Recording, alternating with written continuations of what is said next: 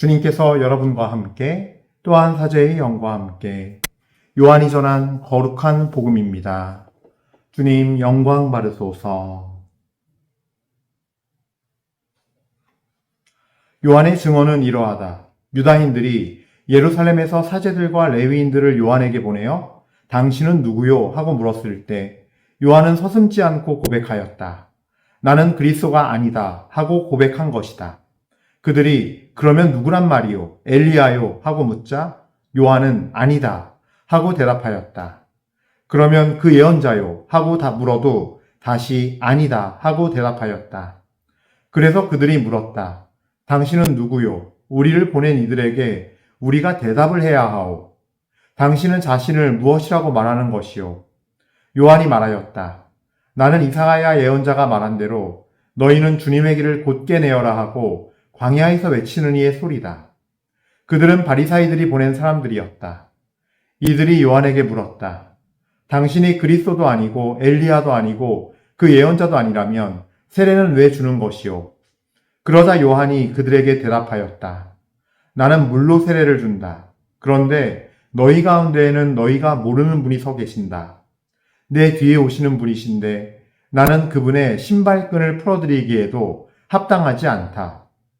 이는 요한이 세례를 주던 요르단강 건너편 베타니아에서 일어난 일이다. 주님의 말씀입니다. 그리스도님 찬미합니다.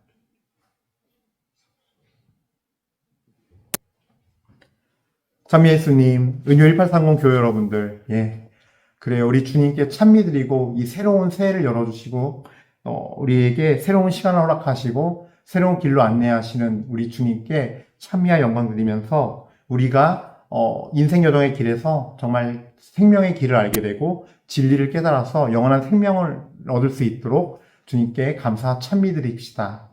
주 예수님 감사 찬미 드리며 홀로 영광 받으소서. 아멘. 그래요. 사실 꽤 오랜만에 이렇게 키게 됩니다.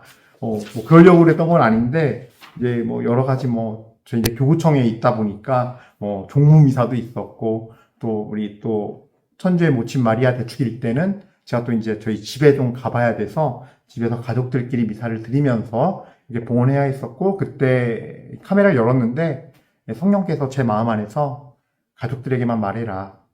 이 카메라를 꺼라. 그래서 껐고 또 이렇게 오늘 1월 2일이 되고 됐습니다.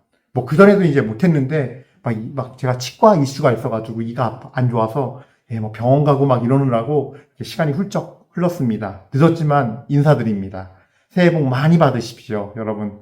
그래요. 요즘에 보니까 붉은 말에 해라 그러는데 저는 붉은 말 했을 때 딱 떠오르는 게 열왕기 학원에 나오는 그 엘리사의 그 불병거 기병들이거든요. 그래서 우리가 정말로 주님의 천상의 그 불병거와 같은 존재들이 되어서 정말 이 세상에서도 선한 능력으로 승리할 수 있고 그리고 많은 어떤 영적인 위험과 어려움을 겪는 이들에게 든든한 군인이 되어줄 수 있는 자들이 되었으면 좋겠어요. 사실 성경에서 시편이나 이런 여러 말씀들을 보면요, 하나님을 믿어야지 기병을 믿지 마라. 그 기병들과 그 군사수가 많다고 해도 병거가 많다 해도 주님 앞에서 아무것도 아님을 그렇게 부정적인 좀 의미로 쓰였거든요. 그런데 영적으로 봤을 때는 불병거가 엘리사와 모든 그 아람군 전체를 둘러싸고 있었어요.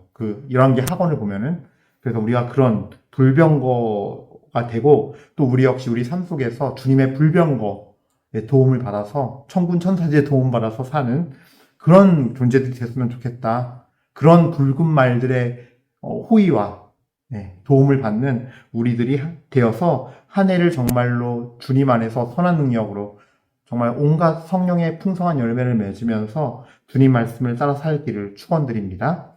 자, 오늘은 제가 특별히 요한 1서 말씀, 제1독서 말씀을 가지고 좀 나눌까 해요. 여기서 영상으로 나가는 봉독은 복음 말씀이었지만 요한 1서 2장 22절부터 28절 오늘 제1독서 말씀이었는데 함께 보겠습니다. 한 절씩 읽으면서 좀 내용을 이렇게 얘기할게요. 사랑하는 여러분, 누가 거짓말쟁이입니까? 예수님께서 그리스도임을 부인하는 사람이 아닙니까? 아버지와 아드님을 부인하는 자가 곧 그리스도의 적입니다. 아드님을 부인하는 자는 아무도 아버지를 모시고 있지 않습니다. 아드님을 믿는다고 고백하는 사람이라야 아버지도 모십니다. 자, 여기서 아버지는 우리 하느님, 주 야훼 하느님이시고 주님, 그 다음에 아드님은 누구예요? 예수 그리스도, 즉 그리스도, 메시아, 기름 부음 받은 자. 예수님을 아드님이라고 하는데 이 아버지와 아드님을 부인하는 자가 곧 그리스도의 적입니다. 라고 해요. 근데 어떤 건지가 23절에 이어져요. 아드님을 부인하는 자는 아무도 아버지를 모시고 있지 않습니다. 즉 예수님을 그리스도로 메시아로 고백하지 않는 자들, 받아들이지 않는 자들은 곧 그리스도의 적이라는 거예요. 그리고 그런 사람은 모두 다 하느님마저도 아버지로 모시고 있지 않는 사람이라는 거예요. 아드님을 예수 그리스도를 믿고 고백하는 사람이라야 아버지도 모십니다. 자, 그렇다면은 이 아드님을 믿는다고 고백하는 사람이라야 아버지도 모십니다라는 뜻이 무엇이냐가 되게 중요해요. 또 22절에 아버지와 아드님을 부인하는 자가 의미가 있는데요. 이것이 곧 그리스도의 적이에요. 첫 번째로는요. 하느님이란 존재 자체를 부정하고 또 예수님이란 존재를 부정하는 자들. 어떻게 하느님이 사람이 되셔오냐? 야, 난 하느님 안 믿어. 1차적으로. 이건 우리가 누구나 너무나 쉽게 할 수 있는 얘기예요. 하느님이 세상에 어디 있어? 난 안 믿어. 내 주먹을 믿지. 뭐 이런 사람들. 예, 이런 존재들이 일단 너무나 우리가 잘 알 수 있는 그리스도의 적이에요. 근데 이 부분이 또 놀랍기도 해요. 아이 신부님 이상하잖아요. 성경은 너무 이상한 것 같아요. 뭐 어떤 부분에서 이상하냐? 아니 생각하는 건 자기 자유인데 그렇다고 왜 요한일서에서 사도 요한은요 그걸 안 믿고 부인하는 자를 왜 그리스도의 적이라고까지 말합니까? 이렇게 흑백론입니까 성경이? 여러분 우리는 기억해야 돼요. 제가 참 이게 말씀을 참 이렇게 답답함이 있는데 되게 여러 가지로 이런 문제를 놓고 되게 여러 가지로 폭넓게 얘기하는 것이 마치 지혜롭고 현명하며 아량이 넓고 속이 깊고 어떤 그런 사람으로서 우리는 이해하거든요. 굉장히 세속적인 방법이에요. 논리예요. 여러분 왜 그러냐면요. 보세요. 자, 선거에서 이재명 대통령이 되셨어요. 대통령 직무를 하고 있어요. 자꾸 그걸 부인하면요. 이게 뭐예요? 대한민국 국민으로서도 문제가 있는 거예요. 이거를 부인하는 세력은요, 일단은 우리 북쪽에, 김정은 씨. 우리도 북한을 사실 나라로 인정 안 하잖아요. 사실은. 국가로 인정을 사실은 안 하고 있다고 전 보거든요. 사실상 그들은 북한의 백성들은 고통받는 국민들이고, 우리 형제들이고, 그래서 그 북한 공산당 정권을 우리가 평화적으로 통일해야 한다라고 지금 갖고 있는 기조가 우리나라의 아마 기본적인 기조일 거예요. 국가로서 인정하기보다는 좀 애매한, 그러니까 국가로 본다고 저는 느낌은 안 들거든요. 그리고 일종의 주적이기도 하고. 그러니까 이게 뭐 이런 뭐 정치 시간은 아니지만 그런 적대심을 갖고 적대심을 갖고 적으로서의 관계를 맺은 존재일 때 이재명 대통령을 대한민국의 대통령 인정 안 하는 거죠. 인정 안 하는 거죠. 북한도 우리나라를 그냥 남조선이라고 하는데 나라로 인정 안 하죠, 사실은. 그래서 대통령도 인정 안 하는 거고. 즉, 적인 거예요. 그렇기 때문에. 적이 되는 거예요. 그래서 하느님 아버지로 바라보지 않고 그런 존재가 어딨어라고 한다면은 그냥 그 사람의 생각의 자유가 아니라 그 사람이 하느님을 적대시 삼고 있는 거고 또 구대주이신 인간의 법치에서 우리를 위해 돌아가신 예수 그리스도까지도 그 존재성과 그분의 존재값뿐만이 아니라 그분의 정체성을 거부하고 안 받아들인다면 그냥 네 생각의 자유야가 아니라 그리스도의 적인 거예요. 왜냐하면 하느님 아버지와 그 아드님 예수 그리스도의 그분의 정체성 안에 뭐가 있냐면요. kingdom of God, 즉 하느님 왕국, 우리나라 성경으로 번역된 하느님 나라, 통치권자예요. 주권자예요. 이런 개념도 같이 있기 때문에 우리가 믿는 하느님의 정체성 안에 그런 것이 다 포함되어 있어요. 그 외아들 예수 그리스도를 같은 하느님으로서, 인간의 모습을 취하신 하느님으로서 그 모든 주권과 정체성을 갖고 있다는 거죠. 그걸 다 부인한다면 뭐예요? 적인 거예요. 그래서 이 22절과 23절 말씀은 너무 중요한 말씀이에요. 24절 넘어가겠습니다. 24절부터예요. 여러분은 처음부터 들은 것을 여러분 안에 간직하십시오. 처음부터 들은 것을 여러분 안에 간직하면 여러분도 아드님과 아버지 안에 머무르게 될 것입니다. 이것이 그분께서 우리에게 약속하신 약속, 곧 영원한 생명입니다. 나는 여러분을 속이는 자들과 관련하여 이 글을 씁니다. 자, 요한일서 2장 24절부터 26절까지 말씀을 제가 방금 봉독했어요. 처음부터 들은 것을 여러분 안에 간직하십시오. 이 처음부터 들은 것은 뭐냐면요. 여러분들이 믿기로 마음을 먹고 예수님을 믿기로 마음 먹고 마음을 열고서 들은 그 처음으로 들은 모든 가르침들, 말씀, 하나님의 말씀과 그걸 우리 교회 공동체가 계시의 질을 해설한 교리들이에요. 그러니까 순서가 있어요. 말씀이 먼저예요. 항상. 왜냐면요. 가톨릭 교리서는요. 결국 말씀을 해설해 놓은 거예요. 말씀이 없다면, 존재하지 않다면 이 해설은 아무런 의미가 없어요.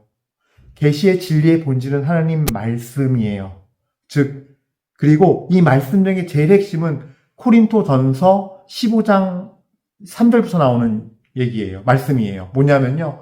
예수님께서 이 인간의 모습으로 우리에게 오시고 순환을 당하시고 십자가에 못 박혀 돌아가시고 사흘 만에 부활하셔서 베드로에게 12제자들에게 나타나시고 또 다른 이들에게 또 다른 사람들에게 나타나신 그 내용들, 우리의 죄 때문에 십자가에서 죽으시고 부활하셨다는 것이 가장 최초의 원복음이에요. 이게 핵심 교리예요. 캐리그마예요. 그래서 핵심 말씀이에요. 여기서 성경은 이게 성경의 정점이고 하이라이트고 여기서 쫙 번져나가는 거예요. 모든 말씀이. 여기서 모여요. 이게 중심이에요. 그래서 예수 그리스도께서 하이라이트이고 정점이세요. 그분의 십자가와 부활이. 그것이 우리 교회가 가장 처음으로 선포한 핵심 말씀이자 말씀의 선포이자 지금의 73권의 성경 말씀이 여러분들이 처음 들은 거예요. 그리고 그거를 알려주기 위해서 교회의 공동체가 오랜 세월 성령의 비추임 받아서 깨달은 내용들을 정리한 게 교리예요. 그거를 성경 말씀을 풀어준 거죠. 해설해주고. 이 처음 들은 것을 여러분 안에 간직하십시오예요. 즉 우리 영혼에 새겨져야 돼요. 그래서 처음부터 들은 것을 여러분 안에 간직하면 여러분도 아드님과 아버지 안에 머무르게 될 것입니다. 그래서 여러분들이 항상 매일매일 깨어서 주님의 말씀을 듣고 묵상해야 돼요. 제가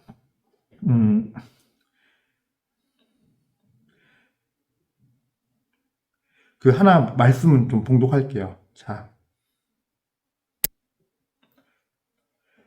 신명기 8장 2절의 말씀이에요. 너희는 40년 동안 광야에서 주 너희 하느님께서 인도하신 모든 길을 기억하여라. 그것은 너희를 낮추시고 너희가 당신 명의 계명을 지키는지 지키지 않는지 너희 마음속을 알아보시려고 너희를 시험하신 것이다. 그 다음에 이 말씀이 아닌데 죄송해요. 신명기 8장 2절부터 3절까지 쭉 할게요. 자, 3절 계속 이어 읽겠습니다. 다시 2절부터 가죠. 너희는 40년 동안 광야에서 주 너희 하느님께서 너희를 인도하신 모든 길을 기억하여라. 그것은 너희를 낮추시고 너희가 당신의 계명을 지키는지 지키지 않는지 너희 마음속을 알아보시려고 너희를 시험하신 것이다. 그분께서는 너희를 낮추시고 굶주리게 하신 다음 너희도 모르고 너희 조상들도 몰랐던 만나를 먹게 해주셨다. 그것은 사람이 빵으로만 살지 않고 주님의 입에서 나오는 모든 말씀으로 산다는 것을 너희가 알게 하시려는 것이었다. 아멘입니다. 자, 3절 말씀 정말 잘 기억해야 되는데요. 40년간 주님께서는요, 이게 우리가 처음 들은 것을 마음 안에 간직하는 길이에요. 방법이에요. 낮추시고 굶주리게 하셨어요. 낮추시고 굶주리게 해요. 하나님은 우리를 낮추세요. 여러분들이 마음 안에 간직하고 살아가려면요, 하나님 안에 살아가려면요, 내가 낮추인 자가 되어야 돼요. 내 자아가 자신감으로 가득 차고, 내 자아가 내 능력으로 가득 차고, 내 힘으로 가득 차고, 나의 부로 가득 차고, 나의 다른 사람들의 인정받는 선한 영향력만으로 가득 차서, 내가 나도 모르게 그걸 더 의지하고 붙잡고 있다면, 이 처음 들은 것은, 그분의 말씀은 여러분들 안에 새겨지지가 않아요. 다 버리셔야 돼요. 다 파쇄하셔야 돼요. 부인하셔야 돼요. 그것보다 더 우선되는 거는 낮추인 마음이고 버려진 마음입니다. 그러면서 무엇이 가장 먼저 들어와야 되느냐? 처음부터 들은 그 말씀, 하나님의 말씀이 우리 안에 들어와야 돼요. 많은 사람들이 착각해요. 그 말씀이 들어와서 영혼 안에 새겨지고 깨닫고 하나님 안에 있으면서 내가 삶을 살아내기 시작할 때 진정한 삶의 성사적 삶이 되는 거예요. 우리는 미사 참내 했다 안 했다, 고해성사 했다 안 했다는만 구분해요. 성취도배 했다 안 했다, 성취한 참여 했다 안 했다, 했으니까 거룩하고 안 했으니까 안 거룩하고, 내 마음은 개판이어도, 내 마음은 똑바로 돌아보지 않아도, 내 마음은 대충대충 돌아봐도, 그냥 대충대충 내 마음 살펴봐도, 했으니까 난 거룩해.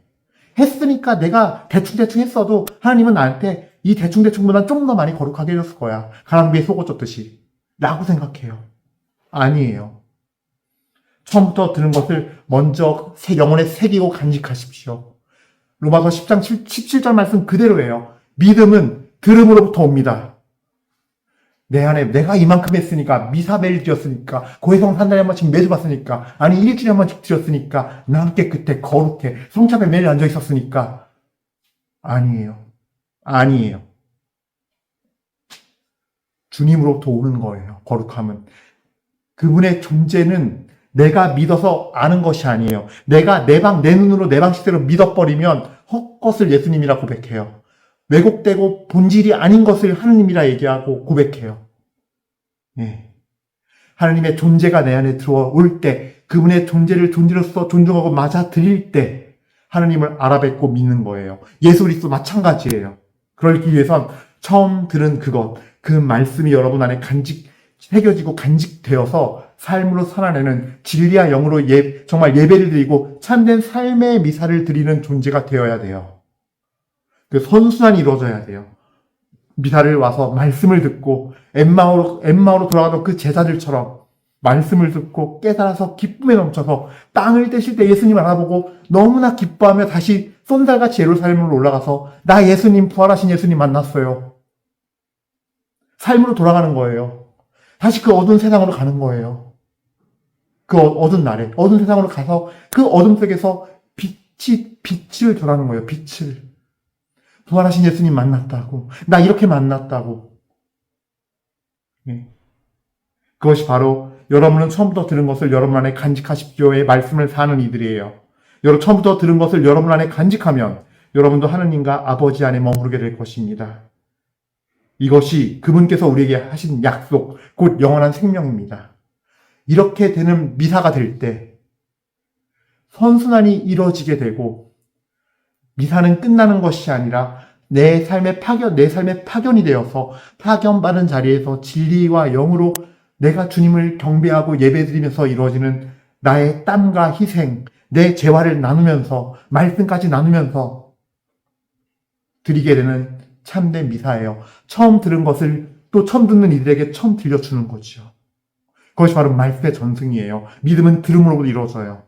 그런 공동체가 교회 공동체예요. 그래서 교회 공동체에 모여야 되는 거예요. 인도자가 있게 마련인 거예요. 영적 인도자가 있게 마련인 거예요. 이건 그저 단순히 신부님, 수녀님, 수도자만을 의미하는 게 아니에요. 본당 오래 다닌 사람을 단순히 의미하는 게 아니에요.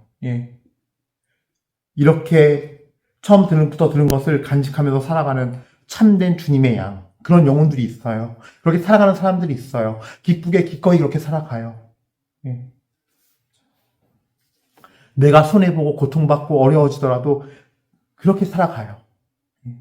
그런 사람들이 처음부터 들은 것을 간직하면서 아버지 안에 머무르면서 영원한 생명을 지니고서 함께 전하는 사람이 되는 거죠. 그런데 속이는 이들은 그렇게 안 해요. 처음부터 들은 것을 잊어버리고 첫사랑 다 잃어버리고 남은 것도 없어요. 그러면서 교회에 남아서 교회에서 뭔가 하는 사람 있는 자들도 속이는 자들이에요. 봉사자탈 뒤집어 쓰고 속이는 자들이에요. 예. 그런 영혼들이 되지 말자는 거예요. 꼭 신천지 가야, 뭐 신천지에서 몰래 성당 유입해 들어와야, 그래야만 속이는 자인 것이 아니에요. 여러분들은 지금 나의 주 하느님을, 나의 예수 그리스도를 어떻게 받아들이고 있는지 되돌아보셔야 돼요. 그래서 자, 27절부터 쭉 가겠습니다. 27절, 28절입니다. 그러나 여러분은 그분에게서 기름 부음을 받았고 지금도 그 상태를 보존하고 있으므로 누가 여러분을 가르칠 필요가 없습니다. 그분께서 기름 부음으로 여러분에게 모든 것을 가르치십니다. 기름 부음은 진실하고 거짓이 없습니다. 여러분은 그 가르침대로 그분 안에 머무르십시오. 자, 이 말씀이요. 재밌는 게 지금 우리는 가톨릭 성경으로 이렇게 보고 있는 거거든요. 지금 제가 27절만 봉독했어요. 예. 자, 28절은 좀 이따 봉독할게요. 근데 이거를요, 재밌는 건 공동 번역으로 읽으면 약간 달라요. 그러니까 비교해 볼 필요가 있어요. 공동 번역 성경이 지금 아닌 이유가 그것이 이단이기 때문이 아니에요. 우리가 전례를 위해서 좀 더 전례적으로 안에서 좀 더 이렇게 원어대로, 원문대로 번역된 걸 쓰다 보니까 번역의 차이가 있는데 공동 번역은 정말로 말씀을 한 번 더 꼭 씹어서 의역해서 영적으로 번역한 거기 때문에 이 말씀도 보실 필요가 있어요. 자, 그러면 제가 27절 말씀을 같이 이걸로 볼게요. 공동번역 걸 읽어드릴게요. 그러나 여러분으로 말하자면 그리스도께서 부어주신 성령이 여러분의 마음속에 살아계시는 한 아무에게도 가르침을 받을 필요가 없습니다. 자, 어떤 부분이냐면요. 그러나 여러분은 그분에게서 기름 부음 받았고 그리스도께서 부어주신 성령이라고 표현해요. 공동번역은. 근데 우리 지금 현재 가톨릭 성경은 뭐라고 하느냐? 예. 우리 가톨릭 성경은 그러나 여러분은 그분에서 기름 부음 받았고, 예. 그리고 공동번역은 이 의미를 풀어준 거죠. 그리스도께서 부어주신 성령이, 예. 즉 성령의 기름 부음을 받아서 우리가 그 상태를 보존하고 있다면 누가 여러분을 따로 가르칠 필요는 없다는 거예요. 왜냐하면은 가장 참된 스승이 여러분의 일상 안에서 하느님께서 성령의 인도로 여러분을 그 기름 부으심으로 이 삶으로 영원한 생명으로 이끌고 간다는 거예요. 근데 이 얘기가, 그러면 저는 혼자서 믿으면 되겠네요. 이제 성당 안 나가도 되겠네요. 공동체에서 생활 안 하고, 주일미사 안 나가고, 저 봉사도 안 해도 되고, 교회 직분도 그냥 해도 안 맡아도 되겠네요. 나 혼자 딱 열심히, 나 홀로. 그 의미가 아니에요.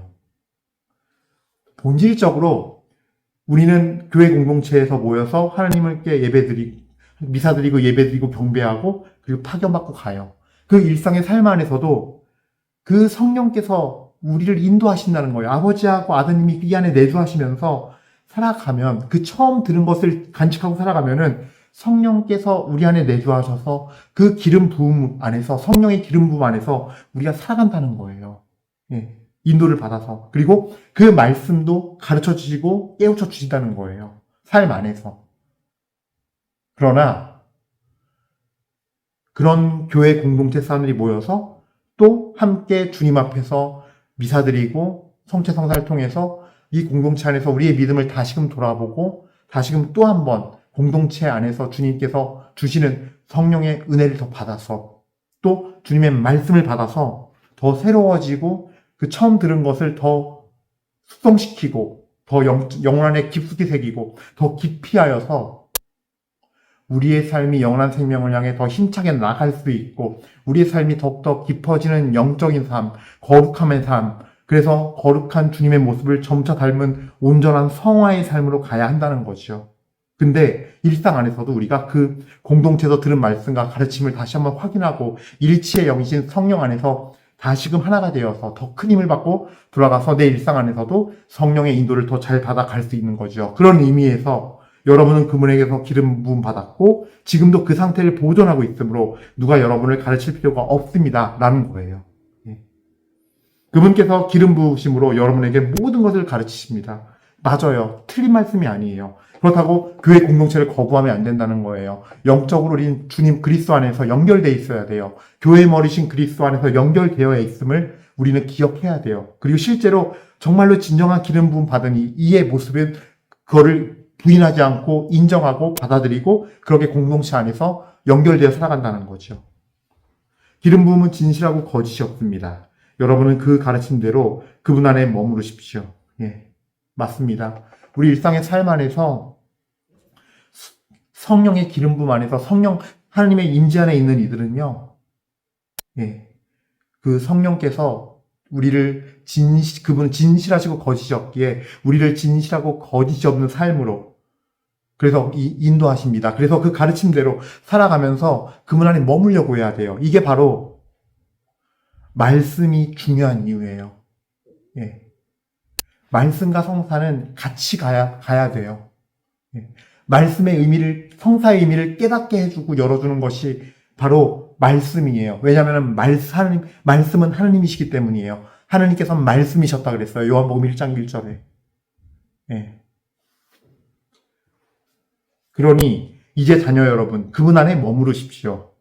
28절 봉독하겠습니다. 그러니 이제 자녀 여러분, 그분 안에 머무르십시오. 그래야 그분께서 나타나실 때 우리가 확신을 가질 수 있고 그분의 재림 때 그분 앞에서 부끄러운 일을 당하지 않을 것입니다. 예. 그분 안에 머무르셔야 됩니다. 그분 안에 머무르려면 아버지와 아드님을 처음 들은 그 가르침대로 말씀대로 받아들여야 돼요. 아버지가 어떤 분인지, 어떤 품성을 씌셨는지, 예수 그리스도께서 어떤 분인지, 어떤 품성을 씌셨는지, 무엇을 사랑하는지, 싫어하는지, 그리고 그분 존재 자체와 능력과 영적 권위를 다 실은 것이 그분의 말씀이에요. 그래서 처음 들은 것을 우리 안에 간직하고 살아야 돼요. 영혼에 새기고 살아내야 돼요. 그럴 때 비로소 우리에게 영원한 생명, 그분께서 약속하신 그 영원한 생명이 우리에게 와요. 내 힘으로 못 얻어요. 내가 받는 거예요. 우리에게 와요. 그분께서 우리에게 오셔서 이 빈손 털털이 우리의 손에 얹어주세요. 선물로서. 그것이 주님의 은혜라고 얘기하는 거예요. 구원의 은혜라고 얘기하는 겁니다. 그래서 오늘 이 말씀들을 제가 한 절 한 절 조금씩 풀어서 설명했는데 잘 받아들이시고 잘 깨닫고 여러 번 읽으시면서 깊이 묵상해 보시길 바라겠고 이 말씀이 주는 그 의미를 받아들여서 여러분들 영혼 안에 새겨져서 또 새겨진 걸 삶으로 살아내서 구원의 은혜를 잊기를 축복드립니다. 아멘. 잠시 묵상하시겠습니다.